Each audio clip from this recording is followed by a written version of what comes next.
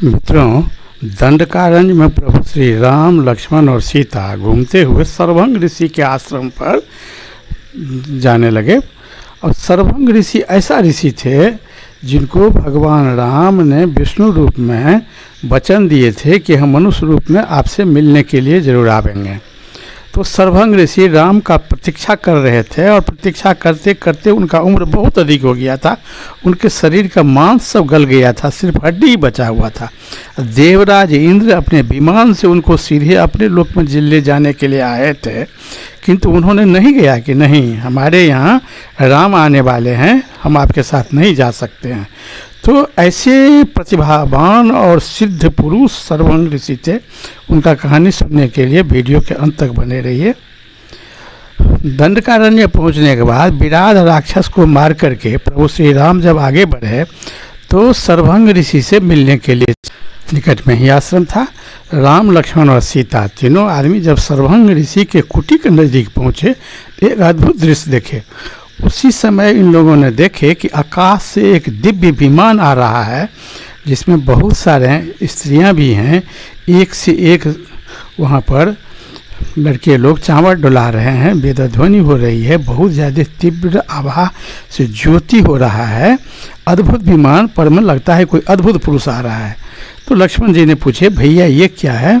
तो प्रभु श्री राम ने लक्ष्मण से कहे, लक्ष्मण, कोई मनुष्य जब अपने कर्म को तन मन धन से अपना सब कुछ समझ करके पूरा कर लेता है तो उनके सामने देवता भी नतमस्तक हो जाते हैं। सर्वभंग ऋषि बहुत बड़े सिद्ध योगी हैं। उन्होंने अपने तप बल से कई पुण्य लोक अर्जन कर लिए हैं और उनका स्थान अब देवताओं से भी ऊपर हो गया है।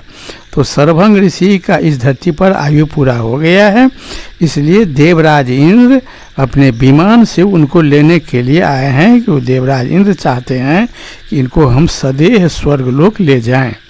तो इसलिए देवराज इंद्र अपने विमान से आए हैं और देवराज इंद्र के साथ और स्वर्ग के बहुत सारे देवता लोग हैं, बहुत सारे अप्सराएं भी हैं।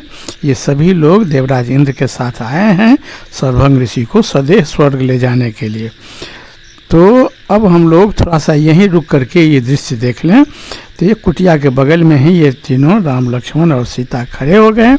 देवराज इंद्र सर्वभंग ऋषि के कुटिया के पास उतर करके विमान से, उनका विमान जमीन को स्पर्श नहीं कर रहा था, जमीन के ऊपर में ही खड़ा था, और देवराज इंद्र उतर करके ऋषि के पास गए। सर्वभंग ऋषि को प्रभु श्री राम ने विष्णु रूप में ही वचन दिए थे कि हम जब राम रूप में जन्म लेंगे तो आपसे मिलने हम जरूर आवेंगे। तो सर्वभंग ऋषि प्रभु श्री राम का प्रतीक्षा कर रहे थे। देवराज इंद्र बहुत उनसे अनुनय विनय किए कि हम सदैव आपको स्वर्ग लोक ले जाने के लिए आए हैं, जो आज तक किसी को नसीब नहीं हुआ, तो आप मेरे साथ स्वर्ग लोक चलिए। सर्वभंग ऋषि ने कहे, नहीं, श्री राम हमको वचन दिए हुए हैं कि वो हमसे मिलने के लिए आ रहे हैं और हम अपने दिव्य दृष्टि देख रहे हैं, वो मेरे आश्रम के नज़दीक भी आ रहे हैं, तो बिना उनका अतिथि सत्कार किए हुए हम आपके साथ नहीं जा सकते हैं। और वैसे सदैव स्वर्ग जाना भी नियम विरुद्ध बात है कि पृथ्वी लोक के किसी भी जीव के लिए ये उचित नहीं है कि वह सदैव स्वर्ग चला जाए। देवराज, आप लौट जाएं, तो हम आपके साथ अभी नहीं जा सकते हैं, क्योंकि बिना राम का स्वागत सत्कार किए हुए भी हम नहीं जाएंगे। और सदैव जो आप मुझे लेने आए हैं यह प्रकृति के नियम के विरुद्ध बात है, इसलिए आप हमको नहीं ले जाइए, हम आपके साथ नहीं जाएंगे। हम अपने ही तपबल से स्वयं हम आपके लोक या ब्रह्मलोक हम आ जाएंगे, आप निश्चिंत रहिए, आप यहाँ से लौट जाइए।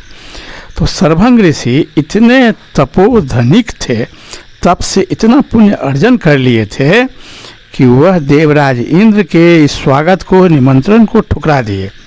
मित्रों, मनुष्य जब अपने कर्म को तन मन और धन पूरा शक्ति लगा करके अपने कर्म को कर्म समझ करके अपना काम करता है तो उसके लिए इस सृष्टि में असंभव कुछ नहीं है, और उनके आगे देवता लोग भी हाथ जोड़े खड़े रहते हैं। यही बात श्री राम ने लक्ष्मण और सीता से कहे कि मनुष्य अगर अपना काम ईमानदारी पूर्वक कर लेता है तो उसके सामने देवता लोग भी नतमस्तक रहते हैं। तो इसीलिए इंद्र लोग देव आए हैं सर्वभंग ऋषि के पास ले जाने के लिए कि ये नहीं जाएंगे, वो हमारे प्रतीक्षा कर रहे हैं, अब हम लोग उनके पास चलें। तो बहुत बहुत धन्यवाद। आगे की कड़ी देखने के लिए कृपया वीडियो के अंत तक बने रहिए। जय श्री राम।